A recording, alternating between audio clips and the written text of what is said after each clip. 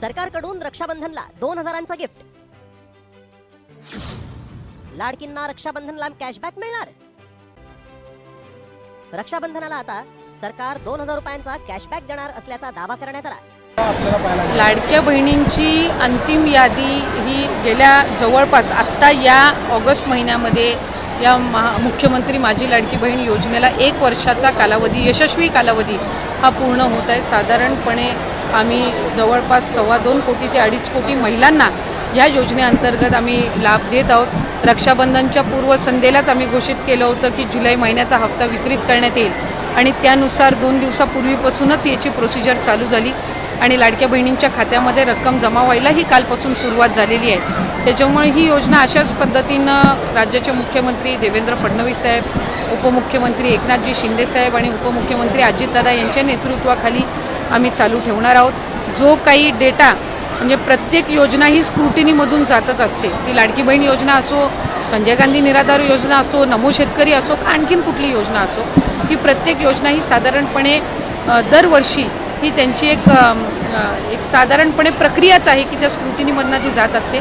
आम्ही वेगवेगळ्या विभागाकडनं, महिला व बालविकास विभागाने वेगवेगळ्या विभागाकडनं त्यांच्याकडे जो डेटा आहे त्यांच्या लाभार्थ्यांचा हा साधारणपणे आम्ही मागितलेला होता, जेणेकरून लाडकी बहीण योजना जी आहे आपल्याला माहिती आहे की निकषामध्ये जर एका योजनेचा 1500पेक्षा अधिकचा लाभ जर कुठला लाभार्थी घेत असेल तर ते या योजनेमध्ये पात्र होणार नाहीत. अशा पद्धतीचे जे नियम आणि निकष आहेत. जानेवारी महिन्यामध्ये आम्हाला कृषी विभागाकडून नमो शेतकरीच्या लाभार्थ्यांची यादी मिळाली. त्यानुसार आम्ही ती प्रक्रिया सुरू केली.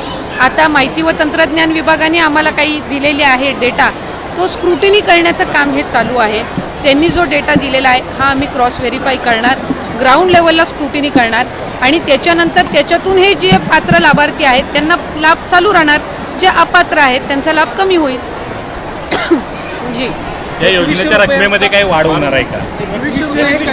नाही, 2100च्या संदर्भातला योग्य तो निर्णय हे शासन, मुख्यमंत्री फडणवीस साहेब, उपमुख्यमंत्री, मंत्रिमंडळ हे त्यानिमित्ताने घेईल. पण मला आपल्या माध्यमातून सगळ्या लाभार्थ्यांना सांगायचं आहे की ही योजना अशाच पद्धतीनं आम्ही पुढेही चालू ठेवणार आहोत आणि कुठेही या योजनेमध्ये खंड हा पडणार नाही आहे. साधारणपणे 10,000 पिंक रिक्षा हे आपल्या महानगरपालिका ज्या आहेत राज्यातल्या त्याच्यामध्ये उपलब्ध करून देण्याच्या दृष्टिकोनातून पहिल्या टप्प्यात ही योजना आणलेली आहे आणि आज कोल्हापूर शहरामध्ये याचं वितरण होत आहे. याचा विशेष आनंद आहे. जवळपास 700पेक्षा अधिक अर्ज आम्हाला आलेले आहेत. आज प्रातिनिधिक स्वरूपामध्ये ज्यांची संपूर्ण प्रोसिजर, रजिस्ट्रेशन, ट्रेनिंग, लायसन्स हे सगळं कंप्लीट झालेलं आहे त्यांना आम्ही आज ही रिक्षा उपलब्ध करून दिलेली आहे, ई रिक्षा. आणि उद्दिष्ट जे आम्ही कोल्हापूरसाठी साधारणपणे महानगरपालिका क्षेत्रासाठी ठेवलेलं आहे ती यंदाच्या वर्षीचं 400 रिक्षांचा. राहिलेल्या बहिणींना आज रक्षाबंधनानिमित्त जो हप्ता आहे तो सुद्धा दिला जाणार आहे. काही बहिणी अजूनपर्यंत अशा आहेत की ज्यांना जो हप्ता आहे तो अजूनपर्यंत मिळालेला नाही आहे. त्यांना कुठलंही टेन्शन घेण्याची गरज नाही. रक्षाबंधनानिमित्त तुमचा तो हप्ता आहे तो सर्व बहिणींना आज खात्यामध्ये मिळून जाणार आहे.